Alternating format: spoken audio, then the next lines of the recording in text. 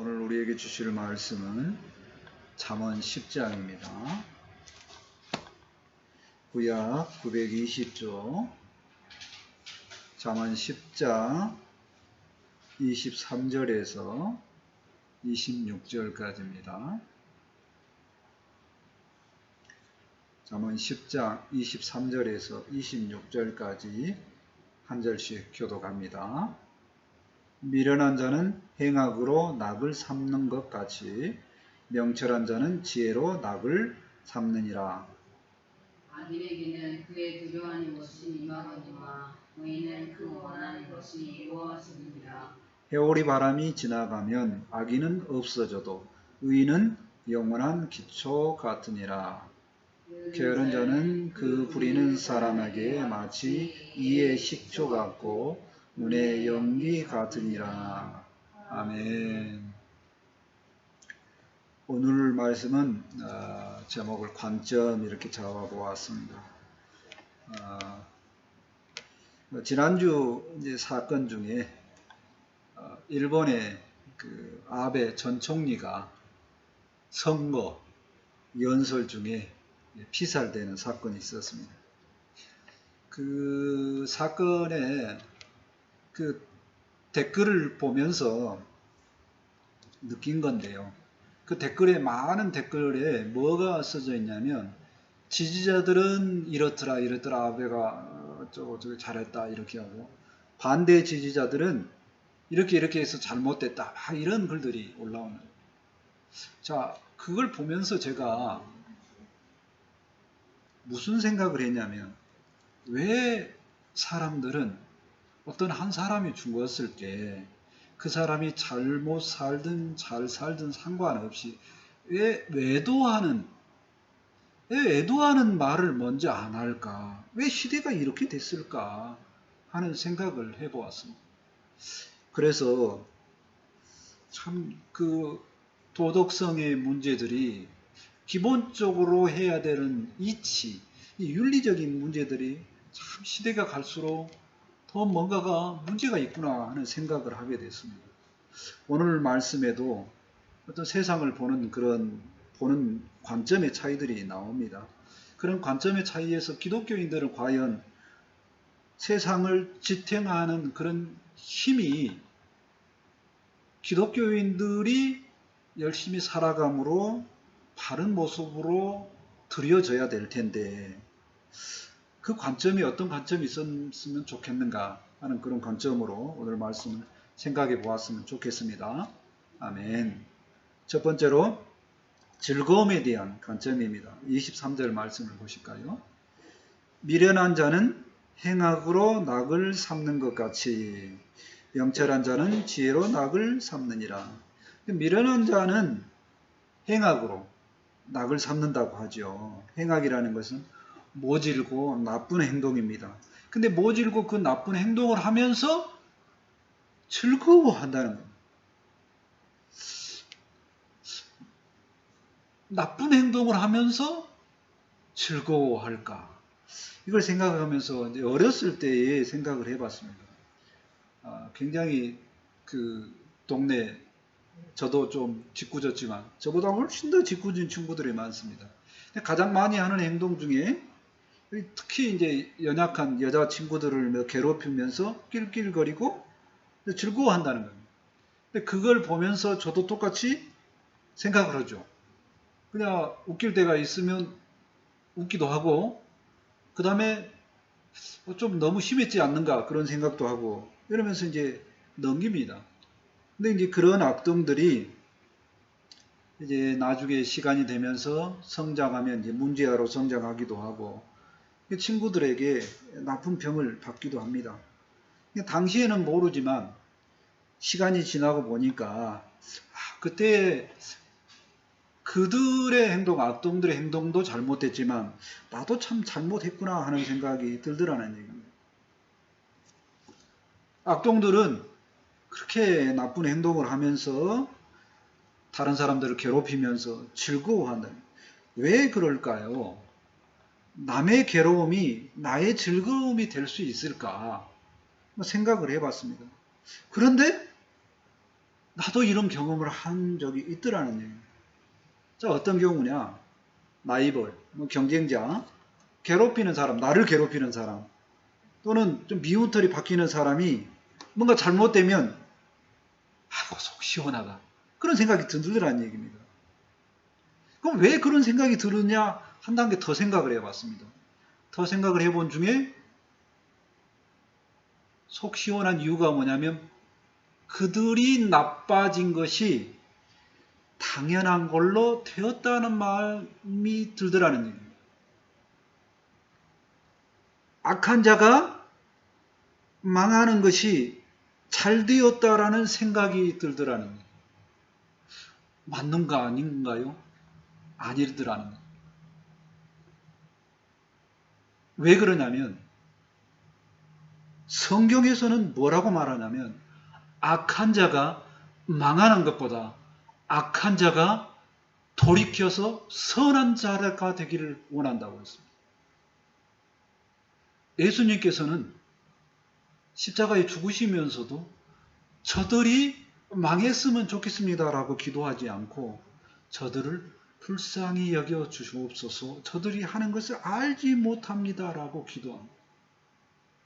자, 그것이 기독교의 믿는 사람들의 힘이더라는 거예요. 악한 자가 망한 것이 옳은 게 아니고 악한 자가 선한 자로 돌이키는 것을 바라는 것이 옳은 마음이었다 하는 얘기입니다. 자, 두 번째, 명철한 자는 지혜로 낙을 삼느니라 그랬습니다. 명철한 자는 총명하고 살이 밝은 자죠. 옳은 것을 생각하는 사람입니다. 이치에 밝은 생활을 하는 사람입니다. 지혜는 그러한 정신력을 말하죠. 총명한 사람은 이치에 합당한 생활을 하게 된다는 겁니다. 그런데 이 지혜가 기준이 무엇이냐에 따라서 달라지면 안 되겠다는 거예요. 그런데 믿는 사람은 이 지혜를 세상의 원리로 따지면 안 되고 하나님으로부터 오는 지혜를 생각해야 되겠다 하는 얘기입니다. 그걸 생각하지 않으니까 합당하게 산다고 사는 인생들이 점점 힘들어지는 겁니다. 자, 현대 시대를 볼까요? 분명하게 예전보다 편리한 시설들이 굉장히 많아졌습니다. 먹거리도 훨씬 더 많아졌습니다. 그런데 왜 사람들은 갈수록 더 힘들어 하느냐 하는 얘기예요. 그거는 무엇이 결핍되는 부분이 생겼다는 겁니다. 그 부족한 부분이 뭐냐? 바로 정신적으로 채워지지 않는 부분입니다. 도덕적으로 채워지지 않는 부분이고 윤리적으로 채워지지 않는 부분입니다. 과학이 이런 부분이 채워짐으로 사람이 평강을 누릴 거라고 많이 유혹하는데 절대로 되지 않는다는 겁니다. 휴머니즘적으로 사람들이 부족한 것이 채워지지 않는 것. 하나님 편으로부터 나오는 그런 편안함이 부족하니까 사람들이 부족함을 느끼고 점점 더 힘들어하게 되었다는 겁니다. 자, 이제라도 하나님으로부터 오는 지혜가 우리에게 풍성함을 느낄 수 있게 한다는 걸 깊게 생각해야 되겠습니다. 말씀이 없을 때 사람들이 기갈하고 힘들어하는 것을 알아야 되겠습니다. 하나님의 말씀이 내 속에 없을 때 진정한 갈증을 느낀다고 아모스 선지자는 우리에게 말씀하고 있습니다. 아모스 8장 11절에 말씀합니다. 주 여호와의 말씀이니라. 보라, 날이 이를지라. 내가 기근을 땅에 보내리니 양식이 없어 주림이 아니며 물이 없어 가람이 아니요 여호와의 말씀을 듣지 못한 기갈이라. 하나님께서 때가 되면 하나님이 이 땅에서 말씀이 없어지도록 하는 때를 만든다고 합니다. 이 시대가 계속적으로 하나님의 말씀이 부족한 시대로 가고 있지 않는가 생각해 봅니다. 우리의 영적인, 우리의 마음, 우리의 풍족함은 하나님의 말씀으로 채워짐을 믿습니다. 하나님의 말씀이 진정한 샘물과 같은 생명의 양식임을 고백합니다. 이 하나님의 말씀으로 풍요함을 누리고 평강을 누렸으면 좋겠습니다. 아멘. 두 번째로 악인과 의인의 관점을 생각을 해보고자 합니다. 24절 말씀 보실까요? 악인에게는 그 두려운 것이 임하거니와 의인은 그 원하는 것이 이루어지느니라. 악인은 스스로 살다가 두려움을 만나게 된다는 말씀이죠. 악인이 두려워하는 것이 무엇인가는 밝혀지지 않습니다. 왜 그러냐면요. 악인마다 두려워하는 것이 각각 다릅니다. 각각 다르지만 자기가 악한 행동을 하면서 나오는 거기서부터 파생되는 것이 아닐까 생각해 볼 수 있습니다. 악한 행동을 하게 되면요. 그것 때문에 피해받는 사람들이 있겠죠. 그 피해받는 사람들이 원망하고 오난을 갖게 됩니다. 이런 것들이 쌓여간다는 거죠. 그 쌓여가는 것들이 악인에게 다시 돌아올까? 그 악인들은 두려워한다는 겁니다. 반대로 의인은 어떤가요? 의인은 그 원하는 것이 이루어진다는 겁니다. 왜 그런가요? 의인은 하나님 편에서 생각하는 사람입니다. 정의를 베풀고 남에게 유익을 주는 것이 무엇인가 생각하고 항상 그 일만을 집중적으로 생각한다는 거죠. 그러니까 남에게 유익을 주다 보니까 남에게 칭찬을 받고 존경을 받고 이러한 일들이 쌓인다는 것입니다. 하나님이 보실 때 그렇게 정의롭게 사는 사람들이 보기에 좋다라고 생각하겠죠. 그러니까 하나님께서는 그 일들이 이루어지도록 하나님께서 도와주신다는 것입니다. 시편 37편 4절에 약속의 말씀을 주셨습니다. 또 여호와를 기뻐하라. 그가 내 마음의 소원을 내게 이루어 주시리라. 하나님을 기뻐하면, 하나님과 함께 기뻐하면 내 마음의 그 소원의 충동도 하나님께서 이루어 주신다고 약속하셨습니다. 그 약속의 말씀대로 하나님께서 여러분에게 이루어지는 소원이 많이 이루어지면 좋겠습니다. 아멘. 25절 말씀을 보실까요? 해오리 바람이 지나가면 악인은 없어져도 의인은 영원한 기초 같으니라. 인생에서 해오리 바람처럼 어려움이 다가옵니다. 이런 어려움 속에서 악인은 망하게 되고 의인은 단단히 서 있게 된다는 얘기죠. 그러면 왜 인생의 시험에서 악인은 견딜 수가 없고 의인은 견딜 수 있는 건가 생각해 보자는 겁니다. 악인은 어떻게 사는 인생인가요? 스스로 살아가는 인생입니다. 그래서 자신이 무언가를 계속 이루어가죠. 자, 그런데 시험이 무슨 시험이 온가요? 시험이라는 것은 자기가 이길 수 없는 것을 말합니다. 근데 이길 수 없으면 누군가 도와주면 될 텐데 이미 악인은 주변에 누구만 있는가요? 남에게 피해 줬던 다 적만 있죠. 그러니까 악인이 이태로워지면 아무도 도와줄 자가 없기 때문에 넘어진다는 겁니다. 악인이 망하면 심하게 바닥으로 치달은 이유가 바로 여기에 있는 겁니다. 또 반대로 의인이 시험을 만날 수도 있습니다. 근데 의인은 자기 일을 자기가 스스로 하는 경우도 있지만 대부분 하나님을 의지합니다. 자기가 스스로 이길 수 없는 일이 오더라도 어떤가요? 평상시에 하나님을 의지하기 때문에 똑같이 하나님을 의지하고 하나님의 도우심을 기대합니다. 근데 의인은 어떤가요? 하나님이 도와주신다고 그랬습니다. 그러니까 시험이 오더라도 스스로 이길 수 없더라도 하나님께서 도와주시기 때문에 의인은 이겨낼 수가 있음을 믿습니다. 아멘. 하나님이 도와주시되 직접적으로 도와주시는 일도 있지만 평상시 의인의 삶에 따라서 도움을 받았던 사람이 이제 거꾸로 도와줄 수 있겠죠. 그런 사람들을 통해서도 이길 수 있음을 깨닫습니다. 악인과 의인의 인생에 대해서 다시 한번 비교를 해봅니다. 악인은 늘 결론은 두려움 중에 살다가 결국에 망한다는 겁니다. 그 증거가 뭐냐면요. 악인은 힘이 없어질수록 죽음이 가까울수록 계속적으로 더 두려움을 쌓여갑니다. 그래서 죽는 것을 너무 두려워합니다.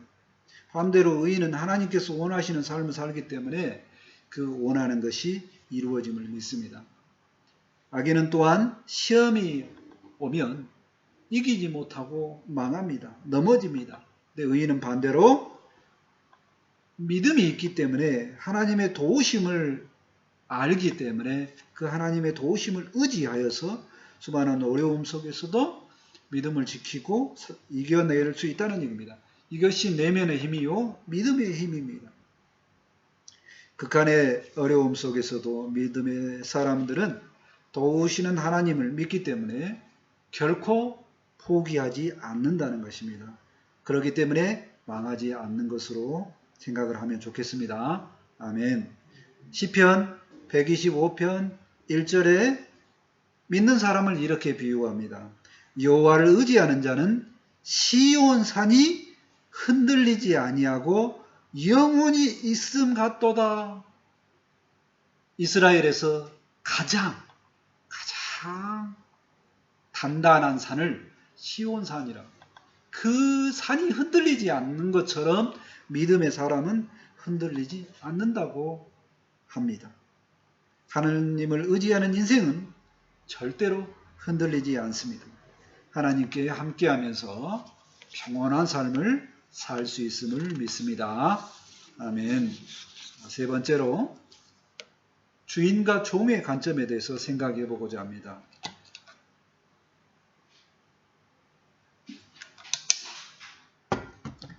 (26절) 말씀 보시겠습니다. 게으른 자는 그 부리는 사람에게 마치 이의 식초 같고 눈에 연기 같으니라. 게으른 자는 옳지 않다고 앞에 말씀 6장에 나옵니다. 빈궁이 강도같이 곰핍이 군사같이 게으른 자에게 임한다고 이야기하고 있습니다. 근데 여기서는 무엇을 얘기하냐면 게으른 자는 본인도 문제지만 주인에게, 이 주변 사람에게도 피해를 준다고 말하고 있습니다. 게으른 종업원이 있으면 그 사장은 매우 불편하다는 이야기죠. 어느 정도 불편하자면 이에 식초 같다는 거예요. 또 눈에 연기가 오면 얼마나 불편합니까? 그 불편함 같다는 거예요. 그러니까 늘 그런 주종 관계에서 하는 말들이 있습니다. 어떤 거냐면 사장은 요새 쓸만한 종업원이 없다고 맨 불평합니다. 자, 반대로요. 종업원은 항상 불편합니다. 어느 직장이든 사장이 진짜 마음에 안 들어. 마음에 든 사장이 없다고 합니다. 그런데 문제는 뭐냐면 주종의 관계에서 권리가 누구에게 있기 때문에, 주인에게 있기 때문에 종업원이 맞춰야 하는 것이 성경이 이야기하고 있습니다. 불편할지 모르겠지만 성경은 그렇게 이야기합니다. 성경은 게으름을 악함으로 표현하고 있습니다. 마태복음 25장에 보면 우리 믿음의 사람의 생활을 그렇게 표현을 합니다. 주인이 종들에게 달란트를 맡기고 떠나는 주인과 같다라고 이야기합니다. 그렇게 하나님을 표현을 합니다. 하나님은 우리에게 5달란트를 주기도 하고 2달란트를 주기도 하고 1달란트를 주기도 합니다. 이 1달란트는 금으로 따지면 어마어마한 돈이에요. 어마어마한 돈입니다. 자, 그런데 어쨌든 기업을 할 수 있는 돈인데 그 정도의 돈을 5달란트를 받은 자와 2달란트를 받는 자는 어떤가요? 마태복음 25장에 보면 열심히 장사하여 이익을 남겼습니다. 5달란트 받은 자와 2달란트 받은 자에게 주인이 돈을 맡겼어요. 근데 맡긴 것을 가지고 너희가 장사해서 이익을 남겨야 된다? 이런 말을 안 했습니다. 그런데 그들은 열심히 했어요. 그래서 이익을 남겼죠. 대신에 한 달란트 받은 자는요. 뭐 때문에 그랬다고 뒤에 써져 있는데 주인을 두려워하는 마음이 있었어요. 그래서 손해를 볼까 어쩔까 생각을 염려를 했는지 모르겠지만 어쨌든 그것을 그대로 받은 그대로 땅에다 묻어뒀습니다. 그래서 이제 결산의 날이 돌아옵니다. 그래서 5달란트 받은 자와 2달란트 받은 자가 그것을 주인에게 보여주니까 주인이 칭찬을 하죠. 너의 받은 달란트를 가지고 열심히 산 것에 대해서 잘했다. 칭찬을 하고 그걸로 끝난 게 아니라 이제 충성된 너희는 더 큰 일, 더 많은 일을 맡기겠다고 하고 내 즐거움에 함께 참여하자 이렇게 이야기를 합니다. 비교해서 한 달란트 받은 자는 그대로 돌려주니까 뭐라고 말하냐면 그대로네 라고 말하는 것이 아니라 악하고 게으른 종이라고 책망을 합니다. 그리고 맡겼던 돈마저 빼앗아서 다른 사람에게 줘버리고 종을 쫓아내버립니다. 그리고 슬픔 속에 잠기도록 합니다. 자, 여기서 왜 종들의 차이가 났는가를 생각을 해봤으면 좋겠습니다. 바로 주인의 마음을 오해했다는 겁니다. 종들이 생각을 할 때 주인은 선한 주인이요. 자기들에게 뭔가를 맡겼다는 얘기는 그 맡긴 것을 가지고 열심히 살기를 원했다는 겁니다. 그러니까 그 마음을 알았기 때문에 5달란트, 2달란트 받은 자들은 열심히 살았어요. 그것을 가지고 이익을 남긴 것이 중요한 것이 아니라 주인의 마음을 알았다는 겁니다. 근데 1달란트 받은 자들은 주인의 마음을 오해했다는 겁니다. 그래서 그걸 가지고 뭔가를 해야 된다는 것을 몰랐다는 겁니다. 그래서 주인의 마음에 맞지 않게 행동했다는 겁니다. 그래서 주인의 마음에 맞지 않은 것을 보고 뭐라고 하냐면 악하고 게으른 종이라고 이야기를 했습니다. 신자의 삶이, 교인들의 삶이 바로 이거라는 거예요. 이 세상에 살 때에 하나님께서 우리에게는 무슨 달란트를 맡겼습니다. 그게 1달란트인지 2달란트인지 5달란트인지 모릅니다. 각자 맡긴 게 있어요. 근데 그 맡긴 것을 가지고 땅에다 그대로 보관하라고 하는 것이 아니라 뭐 하라고 합니까? 그것을 가지고 주인의 마음에 합당하게 장사를 하라는 거예요. 일을 하는 거예요. 합당하게 일을 하는 겁니다. 그래서 이 땅에 살면서 일을 안 하는 것은 주인의 마음에 합당한 것이 아닙니다. 자기가 받은 달란트를 그대로 묶여두는 것은 옳지 않다는 겁니다. 그래서 믿음의 사람의 가치관은 뭐냐? 죽는 날까지 하나님 보시기에 무슨 달란트를 갖졌든 그 달란트를 가지고 일을 하는 겁니다. 요즘에 젊은 세대가 40세가 되면서 일을 그만두고 즐기기만 하자고 하는 파이어족이라는 새로운 신생어가 있습니다. 그건 그 인생이 아니라는 겁니다. 기독교인의 삶이 맞지 않다는 겁니다. 정년을 하고 난 다음에 연금만 받고 이제 인생을 즐기자 하는 인생은 기독교인의 삶의 가치관에 맞지 않다는 겁니다. 정년을 하고 나서 똑같은 일을 하지 않더라도 무엇인가 일을 해라는 얘기입니다.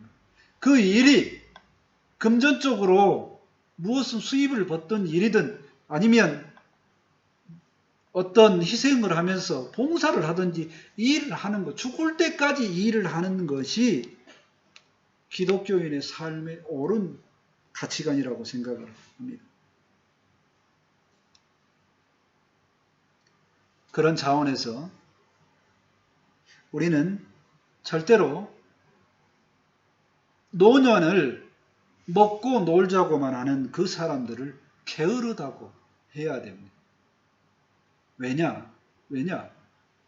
죽는 순간까지 육체의 움직임이 있으면 그 사람 내면에 남에게 줄 수 있는 달란트가 있다는 겁니다. 그걸 활용하라는 거예요. 그걸 묻어두면 안 된다는 겁니다. 게으르지 않고 열심히 맡겨진 일들을 잘 감당을 했으면 좋겠습니다.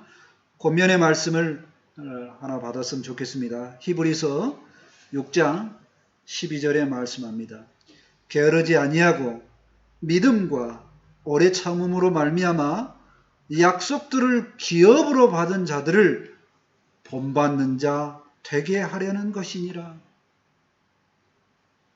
약속을 받았던 그 약속을 기업으로 받은 믿음의 선진들이 죽는 날까지 어떻게 살았는가를 보면 전부 다 노년에 어떤 기간 이후에 그냥 놀면서 즐기면서 인생을 마무리했다는 없습니다. 마지막까지 게으르지 아니하고 믿음과 오래 참음으로 약속의 기업들을 받은 것처럼 확신하면서 게으르지 않고 열심히 사는 우리 모두가 되었으면 좋겠습니다. 아멘. 말씀을 정리합니다. 세상에 갈수록 일어나는 갈증을 무엇이 부족한가를 생각하면서 하나님의 말씀이 부족한 것을 알고 그 기갈이 오기 전에 우리가 하나님의 말씀으로 인하여 풍족하고 평강을 누리며 살아갔으면 좋겠습니다. 또한 하나님의 말씀으로 함께 하면서 또 하나님께 기도하며 살면서 시험이 와도 믿음의 사람들은 결코 흔들리지 않는 산과 같다는 약속의 말씀을 받으면서 포기하지 않고 늘 마음의 평안을 누리며 살아갔으면 좋겠습니다. 또한 세상을 볼 때에 노년에 노는 사람들을 즐거워하는 그런 사람들을 부러워할 것이 아니고 믿음의 사람들은 종의 입장으로 하나님의 눈으로 볼 때 우리에게 맡겨준 달란트를 죽는 그날까지 활용하고 열심히 살아가는 우리 모두가 되었으면 좋겠습니다. 아멘. 기도합니다. 하나님 감사합니다. 오늘도 하나님께서 믿음의 사람들은 어떻게 세상을 살아가야 되는지 세상을 보는 여러 가지 지혜의 관점들을 알려주심이 감사합니다. 이 지혜의 관점에 따라서 가장 중요한 생명의 말씀, 하나님의 말씀을 붙들고 살고 하나님을 의지하며 살며 또 죽는 날까지 게으르지 않고 열심으로 살아가는 우리 모두가 될 수 있도록 함께하여 주옵소서. 게으르지 아니하고 포기하지 아니하고 흔들리지 아니하고 늘 주님과 동행하며 믿음 안에서 성공하며 살아가는 우리 모두가 될 수 있도록 함께하여 주옵소서. 말씀을 받아싸우니 힘이 되게 도와주시고 능력이 될 수 있도록 함께하여 주옵소서. 감사하며 예수님의 이름으로 기도합니다. 아멘. 이제 다같이 찬송 408장 하시고 준비하신 예물 하나님께 드립니다.